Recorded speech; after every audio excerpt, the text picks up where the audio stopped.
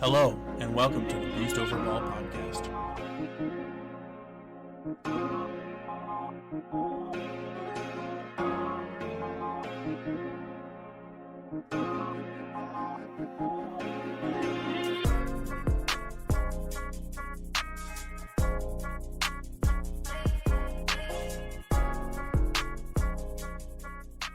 Hello, everyone, and welcome back to the Boost Over Ball podcast. As always, remember to grab Boost Over Ball. I'm one of your hosts, Kyle.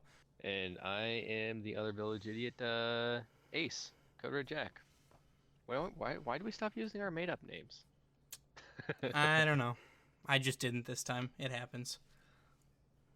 Well, I'm Ace. Good to meet you. See y'all back. That's what I meant. There we go. First try. Yes, yeah, that was definitely a first try. That was my gold flip resets entry right there. Fair, but I mean, for today's episode, we'll take a look at pretty in depth at the EU Fall Invitational, the last weekend of invitationals before the Fall Major, and the absolute chaos that occurred there. Before jumping around the world and checking out the OCE Fall Invitational, before we do a Fall Major kind of recap of all the teams that have made it, do a couple of little predictions, and then we'll finish off with our major predictions and player spotlight. I like this plan. So let's get right into it. Start with the Swiss for the EU Fall Invitational. As you said, it was a absolute insane weekend if you've been following along with EU at all. Basically the teams that made it to playoffs were exact opposite almost of the teams that made it to playoffs before. But I think you have a bit more insight into that. You want to give some words to that? Yeah, sure. So I mean, Carmine Corp showed up, took care of business. They dropped 3 games in the Swiss, finished first place. That's fine. They've been, they're the number 1 seed in EU. They've been showing it, and they looked consistent. After that, it just is a complete and utter chaos. So EG finishes second, followed by Vitality, Oxygen, G1, Team Liquid in 6th. Williams Resolve making their first day 2 appearance in an EU regional event, and Team Solary in 8th. And your notable misses here are going to be Moist Esports finishing 9th, Team BDS finishing 11th, Tundra finishing 12th, and Quadrant finishing 13th. And those are 4 teams that that we've been seeing up at the top of the region throughout the first 2 regional events, and so it's kind of a pretty big shock to see them miss. And we'll talk about some of the implications of them missing the playoff this event later on when we recap the major, but just truly a wild weekend. Well, I mean, let's point out the it's not really an elephant in the room. Our RLCS World Champions from last season, BDS. I don't know what happened to them in the off season or what happened to the rest of RLCS in the off season, but I mean, this is not the first time this season that they did not make playoffs, and previously they were, I mean, objectively the best, right? They won world championships, and now they're not even making playoffs 2 out of 3 events now.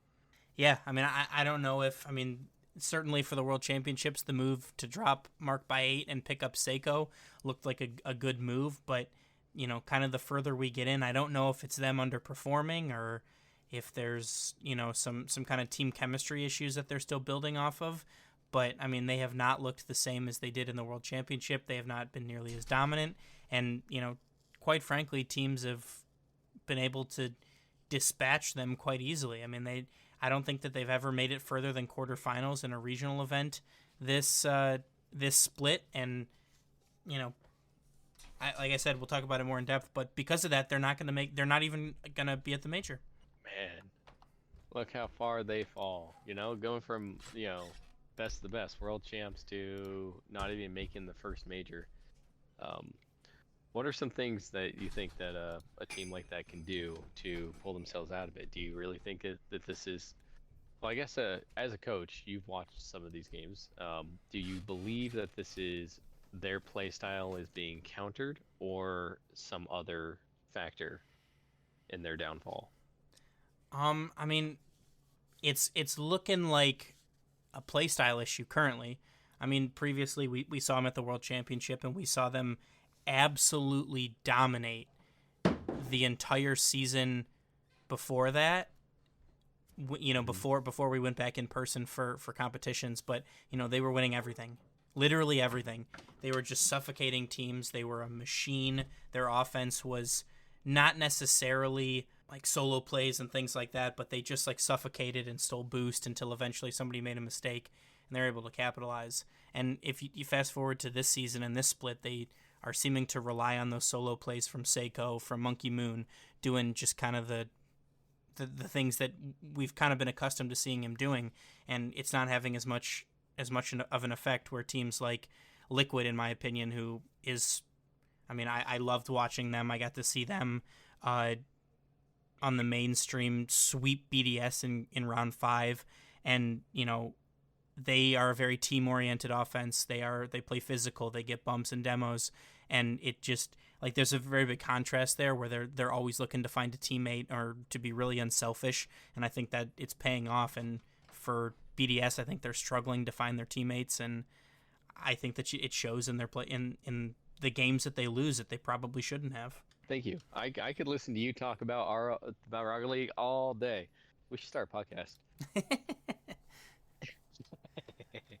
So, all right, so that's BDS, but we got another big name that's not really pulling their weight anymore, and that's Moist. I mean, was it 2 events ago? So was it the Open? So in the Open, they were looking pretty dominant. They came out of the Swiss stage, 3-0, but since then they have not made playoffs. Um, do you think we're going to see some roster changes or anything on Moist or even BDS for that matter? I mean, BDS has put so much money into the roster, pulling in Seiko and having Mark by 8 sit for the spring split and the World Championships. I think that they stand pat. Moist is a newer roster, losing Vatira. I mean, that's a lot of their offense, and we talked about him in a player spotlight previously, but widely considered to be one of the best players in the world. So that's a hard void to fill. And I mean, they picked up Astral, who's an extremely mechanical and effective player, but I think that they're quite frankly still learning how to grind out games and to finish things off. So I mean, when we were seeing them win, uh, do really well in Swiss, they were able to sweep or win 3-1 pretty easily. But if things don't go their way, they haven't really been able to overcome that. I guess we'll have to see what happens with them. I can't really imagine them making a roster change, but I guess we will have to wait and see. Yeah, yeah. I mean, I imagine. So, there's going to be a break between now and the major, right? Because I think the fall major is in December. Is that right? Yeah, so it is December 8th through the 11th. Okay. But then after that, do they go right back into it, or is there going to be another break? So there is actually another break before the winter split. I believe that North America will start that February 3rd through the 5th. So there's that about 4 week period, like 3.5, 4 week period between the end of the fall split and the beginning of the winter, and that is when the transfer window opens. So that's when teams will make changes and change their rosters and all that fun stuff. And I feel we have another roster apocalypse or whatever it was called coming up. I think we're going to see a lot of moves, but I mean, I think so yeah. too. Furia already announced that they're removing Kaio from their roster and they're looking at Justin from NRG as a replacement. But that's a monument. That'd be a monumental move. But we'll kind of jump more into that as roster change time happens. Oh, I'm excited. I saw that and I thought people were memeing. I did not think that that was an actual thing, but that would be. Uh, I want to see Furia so bad, just absolutely start dominating. I think that that would be an excellent move for them if that comes to fruition.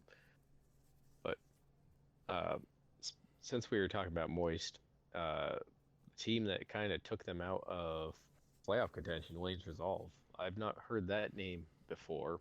What do you know about them? I mean, that's a team. They have not made it out of the Swiss before. They qualified for the Open. They did not qualify for the Fall Cup, and they make their appearance again in the Fall Invitational, and they're able to go to playoffs. But it's Breezy, the guy who invented the Breezy flick, Flame, formerly of Veloce, and Noasaki, and it's Ethan, their coach. So three Englishmen and a Welshman, but they looked good. They were able to beat Team Solary. They were able to beat BDS 3-1, and they ended up taking Moist to Game 5 and beating them there. So very surprising to see them do as well as they did. They took Carmine Corp to 5 games, but they had a great weekend. They looked really good.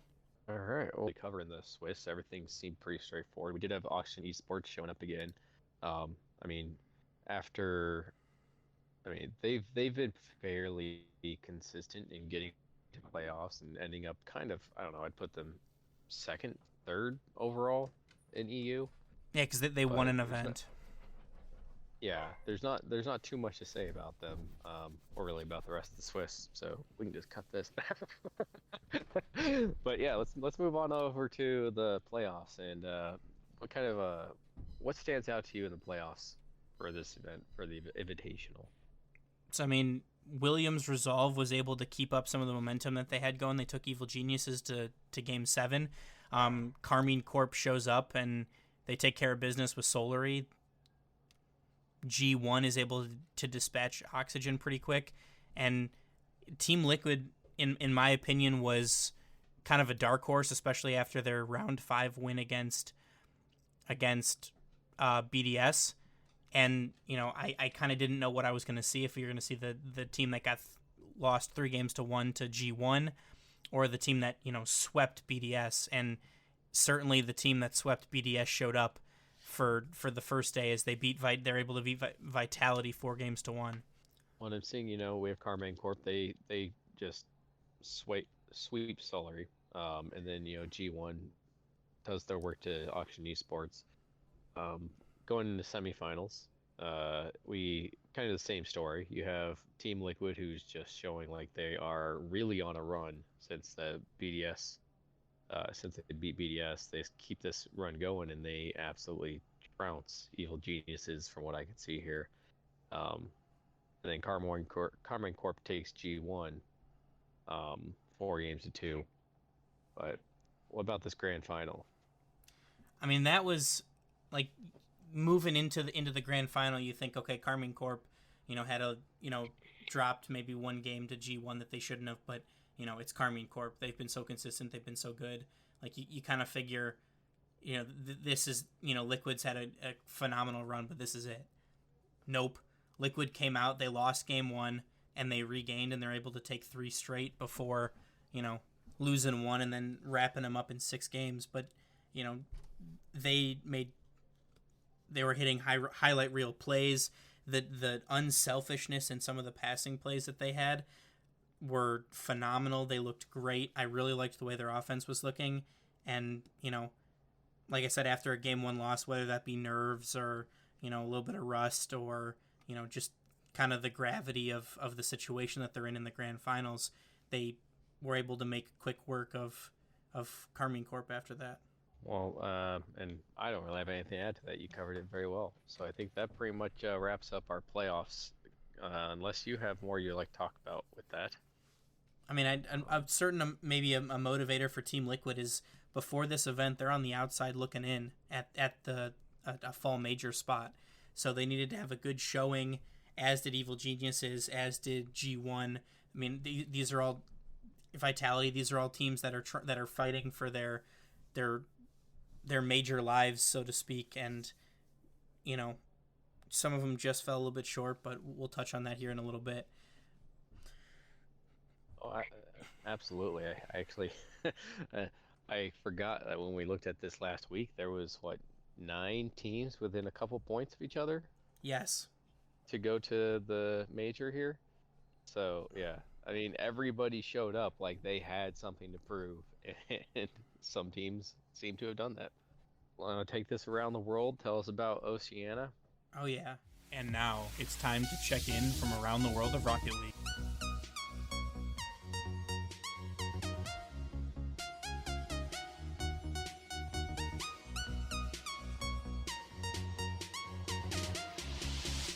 This is Rocket League!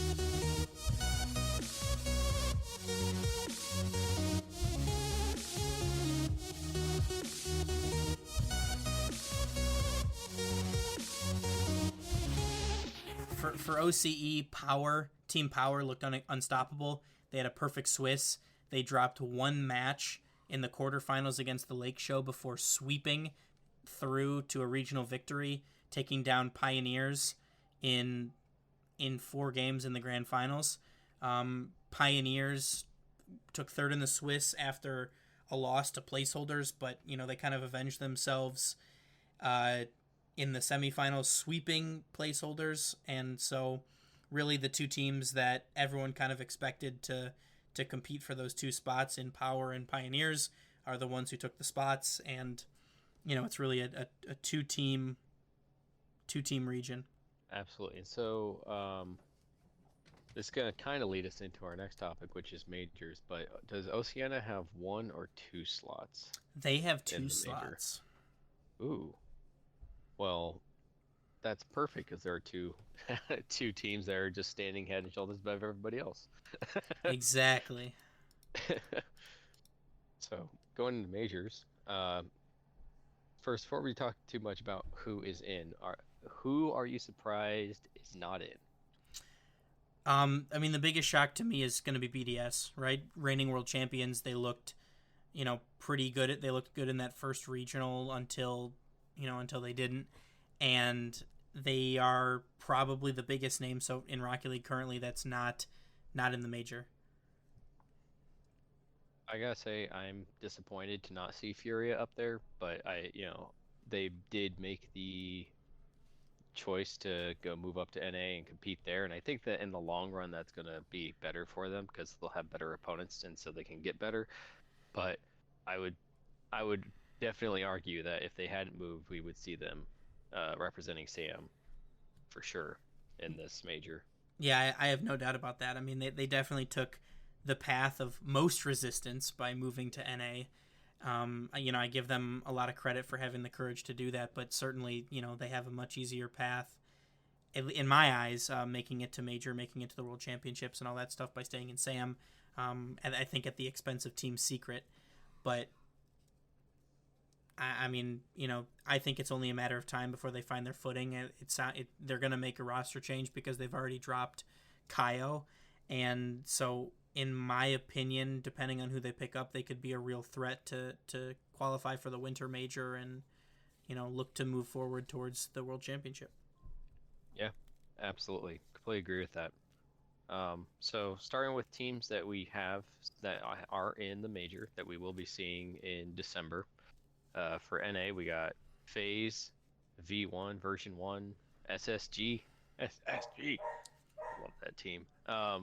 Gen G Mobile, I I absolutely love that team. And then G2, those guys who got second place last season. Yeah, barely squeaking in. Yeah, barely squeaking in. I mean, NA was another one that was pretty close between. Was there 3 or 4 different teams fighting for that position?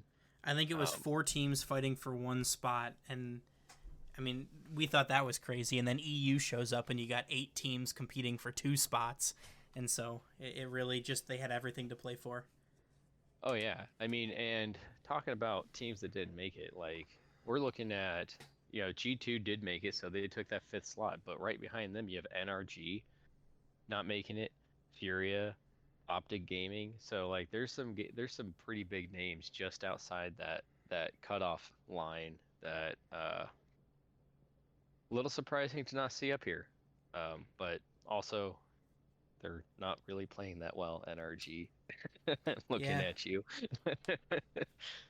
So I guess we'll have to wait and see what happens with them because they got from they're effectively they have a break until the beginning of February, so they either got a lot of time to grind some scrims and try and figure out what went wrong, or to make a roster change. So I will be very Yep, intrigued to see what some of these teams that are on the outside looking in are doing to stay competitive or to try and become competitive, and it'll be exciting to watch and listen. absolutely. And then what? Moving into Sam, we have no surprise, the club and Team Secret. They're pretty much the names in Sam. Um, with the big hole that Furia left, there really is. I mean, honestly, there's one team in Sam, and then everybody else is kind of. There's like three other teams vying for second, but like the club, they're looking incredibly solid. They won all the events leading up to the major, so I would expect that um, they will be the team that goes the furthest in this event from that region. Um, I don't know. That's pretty much all I have to say on that. Fair, fair. Moving into Asia Pacific, James Cheese. We've talked about them before. There really is no other team in that region that's going to challenge them.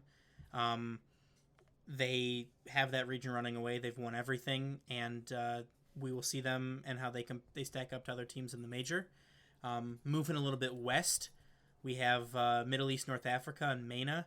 It ended up being a very close race between Team Falcons and Rule One, one of the favorites of the podcast. But Team Falcons will take this with a Fall Invitational win, and we will see them yet again in another international major. Absolutely, and we discussed a little bit earlier, Oceania. They're another two-team region, and those are the two teams we're looking at here. So you got Power and Pioneers, and then EU. I'll let you go ahead and do all the talk on that one. Oh shit! Here we go again. For EU qualifying into the major, we have Carmine Corp, Team Liquid, Team Oxygen, Quadrant Esports, and Moist Esports. And I mean, I have to ask: is this what you expected EU to look like, especially after like even after the Fall Open, that first event? Is this what you expected to see? Oh, absolutely not. I mean, EU, like we thought, like I know a lot of people were talking about it in the off season that like, oh, roster apocalypse with NA, but I think that because of where we're located and well, the people that we talk to, we're NA, so we pay most attention to NA. But anybody paying attention to EU, like they took everything that NA has been complaining about or talking about, and they've upped it up to 11. Honestly, there's like, oh, roster apocalypse will do even better. Because we have Gen G Mobile on in NA now, and that was some of the best players that were in EU moved over. You know, um, and no, this is not.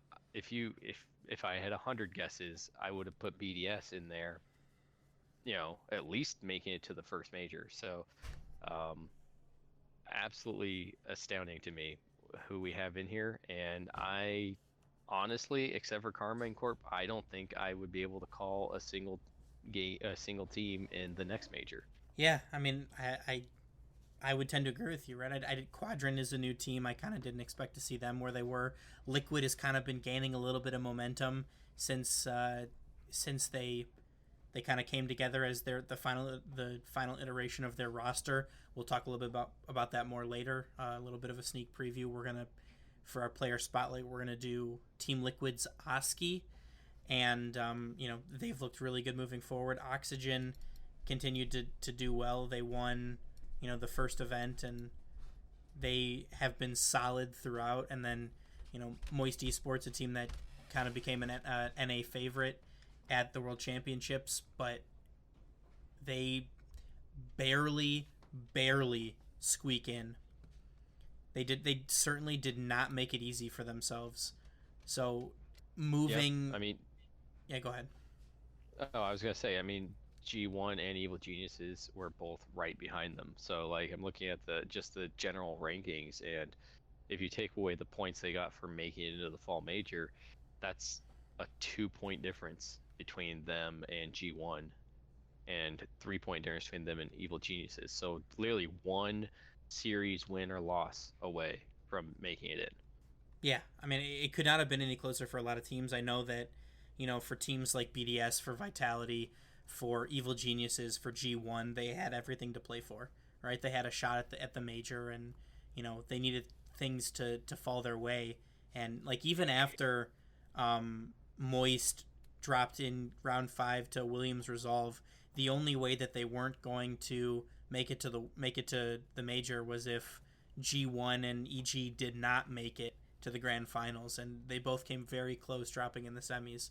So I mean, certainly a sigh of relief from everybody over at Moist, but I gotta hand it to those teams, EG, Williams Resolve, G1, and especially Team Liquid is their only way to kind of get into the major was to play their way in, and they all almost did that. Liquid did do it, and they played some amazing Rocket League in the process.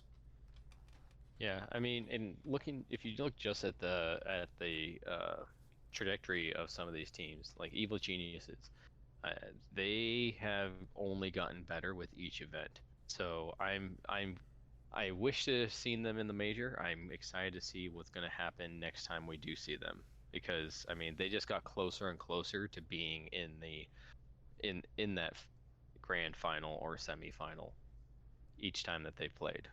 Yeah, for sure. I mean, it's it's only going to get more competitive. I think it's going to be incredibly tight. I certainly did not think that this many teams would be as competitive as they are.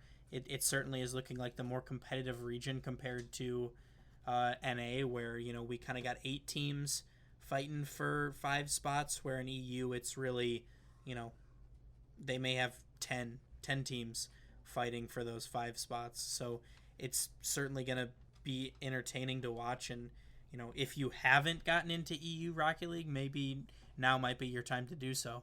Absolutely. I mean, to be fair, there's no bad Rocket League this season. Both, you got EU and NA. I mean, maybe you can make an argument there's some bad Rocket League in some of the regions where it's a one team show, right? But NA and EU right now are phenomenal series to watch because you really have no idea what's going to happen. No, you So, do not. major predictions, Bud. Who's going to take the major in your mind? Uh, as much as I'd like to say, I think that it's going to be between Gen G and Carmine Corp. I think that Gen G has really kind of found the secret sauce, especially in NA, to get some wins. So I'll be very, very intrigued to see if their playstyle translates to being able to compete with the EU rosters now.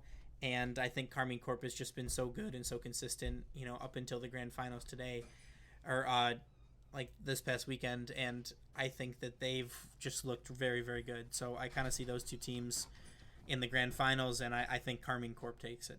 Ooh, okay. I am very close to that. So I think Gen G Mobile's going to take it. Okay. That's basically my end goal on this, or my end result on this. Mostly because Gen G has been the most consistent team, I think, on both sides here.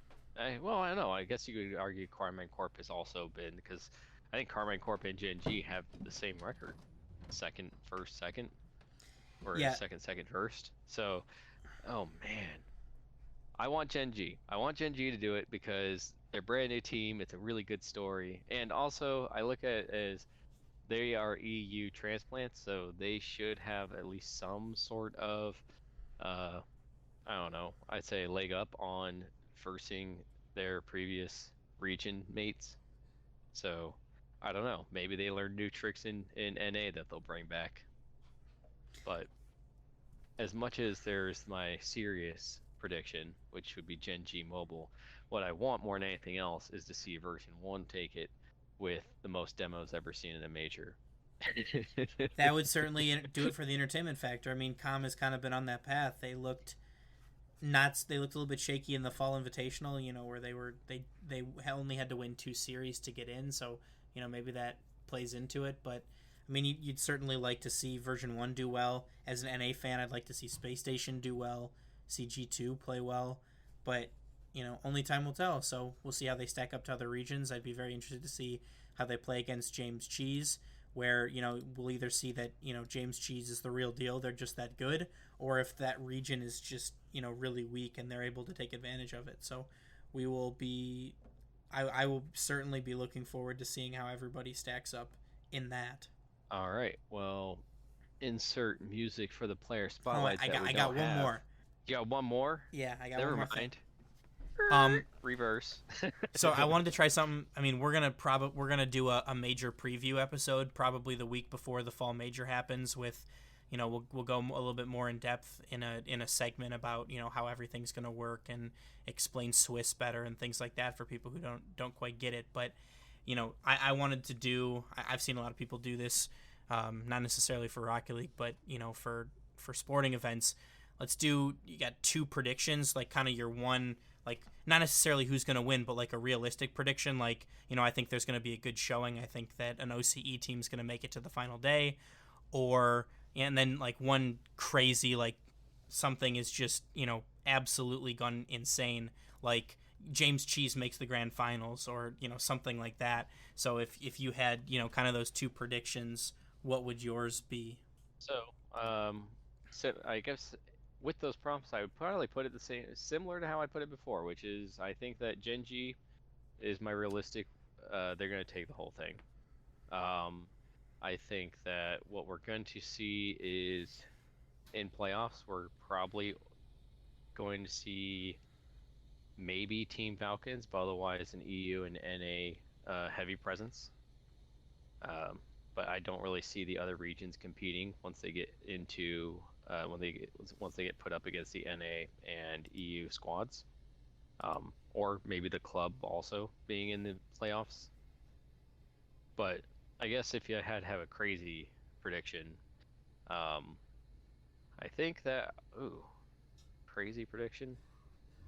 I'd really like to see Moist Esports after how Uninspiring. Uninspiring. That's a great word. How uninspiring they've been so far. I would like to see them really rise to the occasion. But obviously my feelings on that are such that that is my crazy prediction. Okay.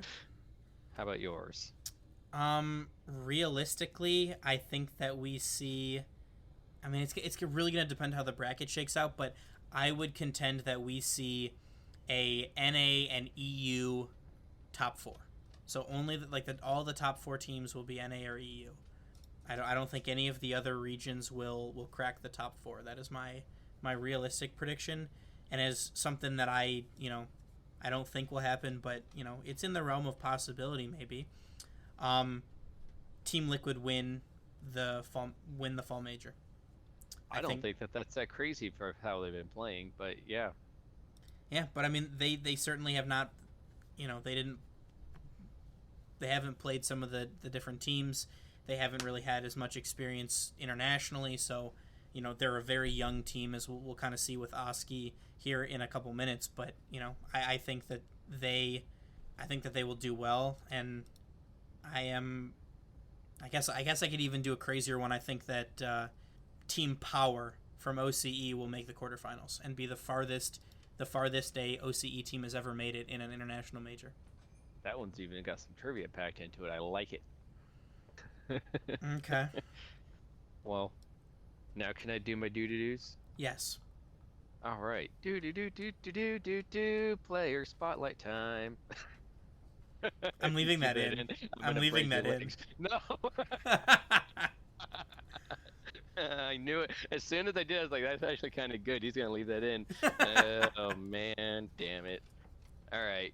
Take us away, Kyle. Show us your knowledge. So today we're going to look at a member of Team Liquid, Oski, who was born in Poland on February 23rd, 2017, which makes him 15 years old. I'll pause to let that sink in, right? So you have to be 15 years old to play in RLCS, and he is 15. He's turned 16 in February.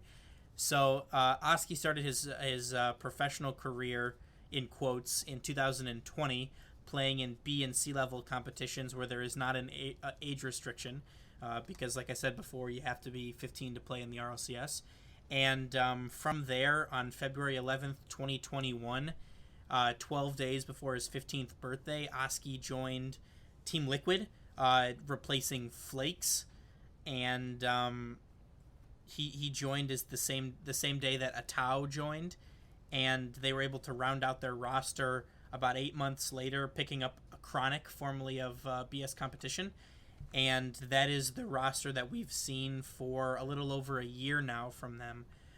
It seems to have taken Team Liquid and Oski a little bit to find their footing and to kind of find where they fit into the EU region, but they've done better and better every event so far this split, and they certainly caught fire in this last event, and they will look to hope to take that into moving into the fall major, and we'll probably see some highlight level plays from Oski at the major.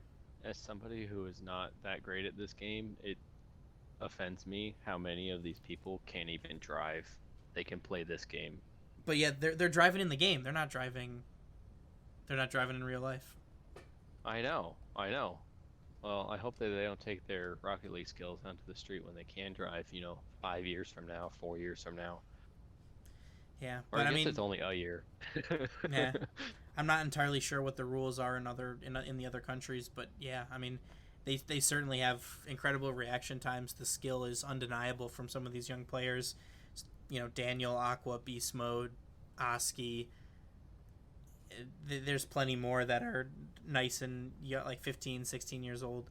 It's truly impressive to see what they're able to do. So I'm excited to see what Oski can do in the international spotlight, and I look forward to watching all of them compete. Absolutely. It's impressive for them to have the mentality to be able to compete at a world stage at that age. It's just a certain level of maturity that is just it blows my mind. I couldn't agree more. But on that note, I would like to thank everyone for tuning in to another episode of the Boost Over Ball podcast. Be sure to rate, 5 stars wherever you listen to your podcasts. Feel free to give us a follow on Twitter. And remember that the 100 boost in the corner is always more tasty than the small boost in the middle of the field.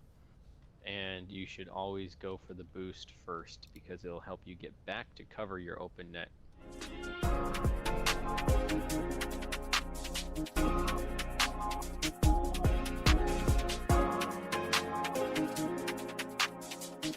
Thank you for listening to the Boost Over Ball podcast.